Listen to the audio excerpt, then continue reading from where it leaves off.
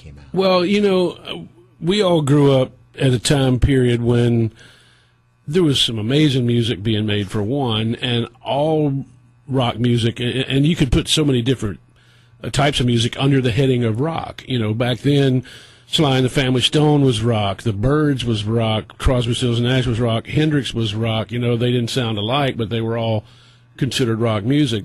But the thing was that Joni Mitchell was rock. Yeah. You know, and all those things contained an element of improvisation, and especially all the bands that I loved, their live records were way different than their studio records. And so if you were lucky enough to get a live record by some of your favorite bands, you really could kind of study what made them tick, because they expanded the arrangements and played longer versions and took more liberties. And that's the way a lot of us learned how to play, from listening to live records, you know.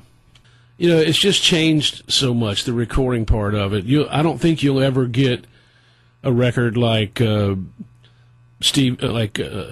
say Steely Dan Asia, or Fleetwood Mac Rumors, where they spent a year making a record and spent $1 million making a record, and the final product is something that's going to be a part of history. Though those days are gone. People are making records in as little a time as possible, and they got all this modern technology, and nobody wants to use the old equipment that sounds better but is less reliable, you know. And so you can make a pretty good record in your home these days, but you can't make the greatest record ever in your home. I'm sorry, you just can't do it. You know, Neil Young said that deal, how analog was so much better than digital. Do you agree with that? Absolutely. No question.